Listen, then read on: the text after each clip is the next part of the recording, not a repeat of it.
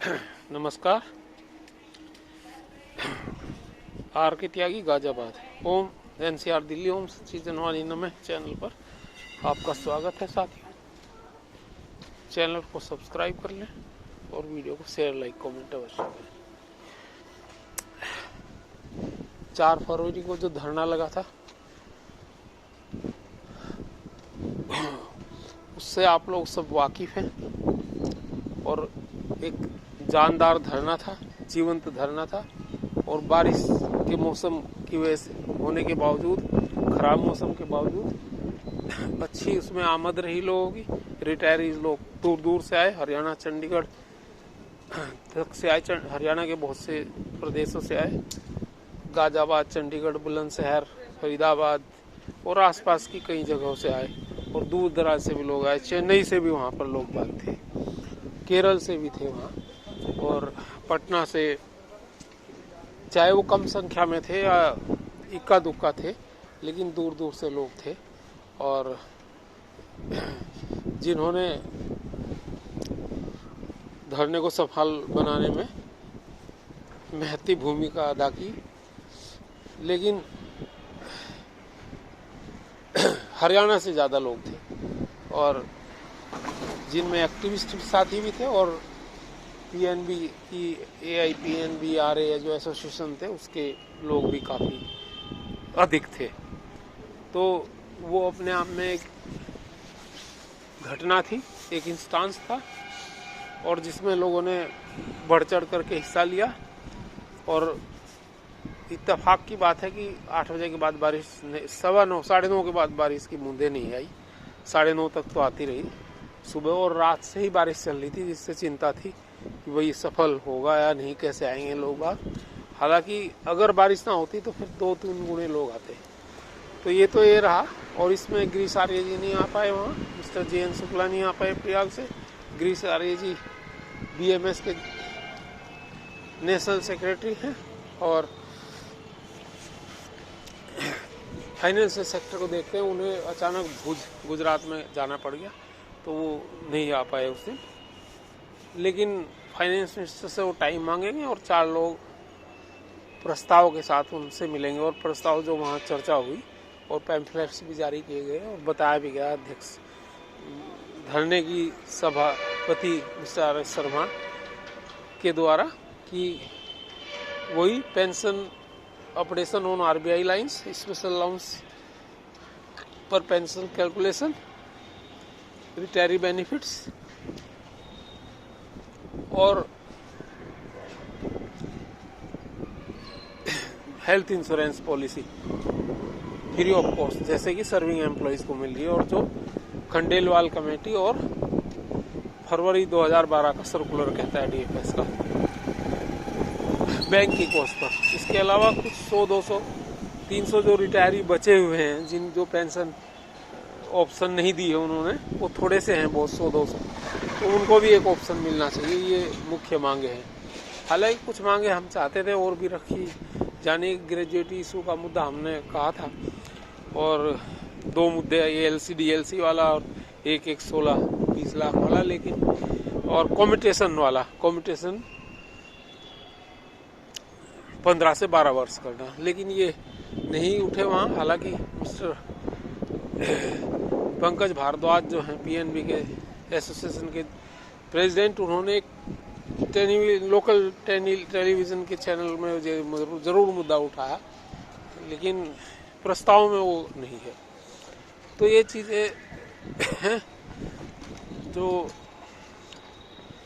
स्पष्ट रूप से केंद्र सरकार से, फाइनेंस मिनिस्ट्री से, DFS और IBA से मांगी जानी। हम तो फाइनेंस मिनिस्टर से ही कहेंगे, क्योंकि DFS और IBA पर विश्वास नहीं है। UFBU की इनकी तिकड़ी जो है वो तो घातक है और विश्वास के काबिल भी नहीं है। तो ये चीज़ है।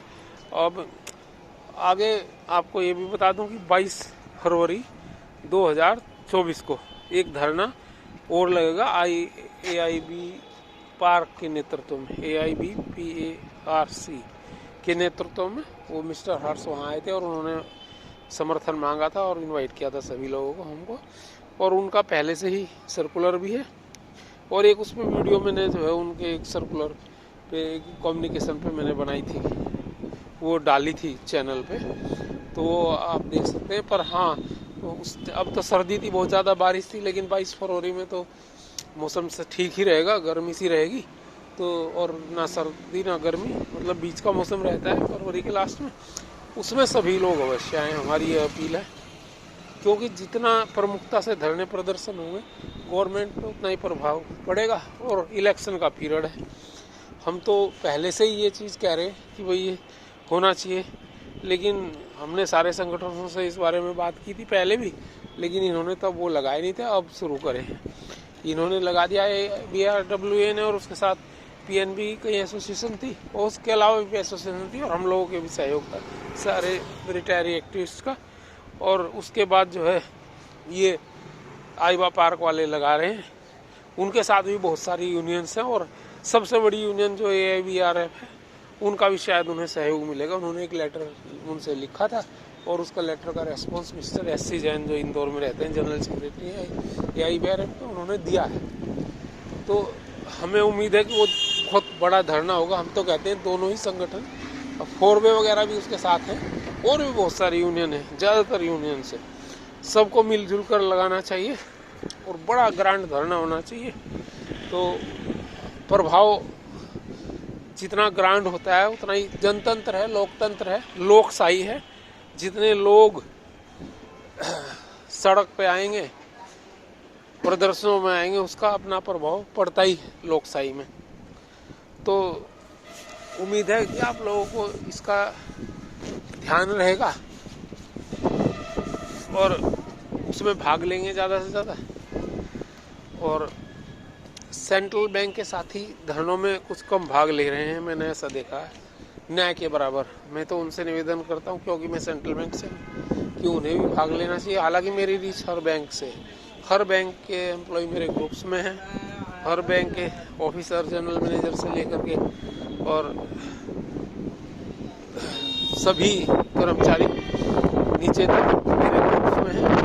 कई सारे मेरे ग्रुप्स में और यूट्यूब चैनल के भी पर भी सभी तरह के लोगों ने सब्सक्रिप्शन ले रखा है। तो मेरा ये है कि ये रिक्वेस्ट है कि सभी लोग उसमें भाग लें, और बाकी जो कोर्ट के हैं मुद्दे वो कोर्ट तय करेगी, और जो कोर्ट से नहीं होगी तो जीवंत रहते हैं कोर्ट से मुद्दे, उनको सरकार से तय करवाना ज़रूरी है। और जो ये एक्सक्रेशन आया ये भी दबाव में ही आया है, कहीं ना कहीं गवर्नमेंट को लगा कि ये दबाव में इनको देना चाहिए, नहीं क्योंकि इनको पेंशन कम मिल रही है। लेकिन हमारा राइट नहीं है ये, हमारा बिल्कुल भी राइट नहीं है। हमारा राइट है पेंशन अपडेशन, तो हम तो पेंशन अपडेशन के लिए हैं, हम इसके लिए हम काम ही नहीं कर रहे। Pension updation, special allowance, health insurance मुख्य रूप से इसके लिए काम कर रहे हैं, और ग्रेजुएटी के 2 मुद्दे और कम्यूटेशन ये है। ये मुद्दे तो और भी हैं, रिजाइनीज वाला तो 100-200 का ही मामला है, सॉरी रिजाइनीज को तो दे दिया, लेकिन जो रह गए ऑप्शन से 100-200 आदमी है तो शायद हो ही जाएगा, कोई इतना बड़ा इश्यू नहीं है। उम्मीद करते हैं होना चाहिए। लेकिन अनमैरिड डॉटर्स का भी बहुत छोटा सा मुद्दा है।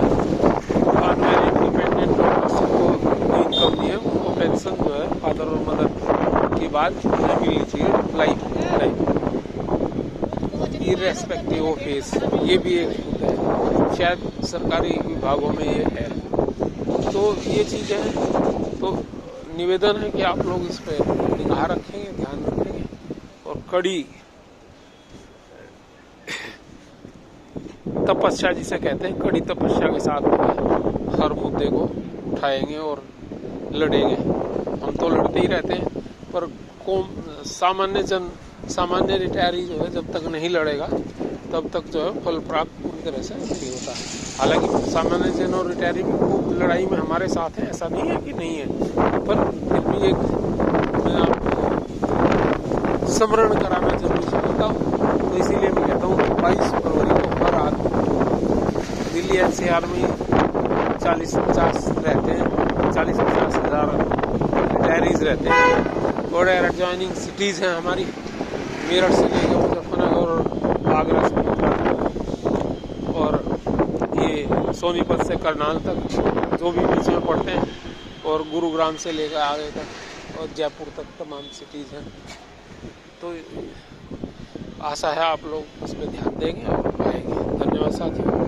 नमन। आर के त्यागी, गाजियाबाद। भारत माता की जय। वंदे मातरम। जय हो।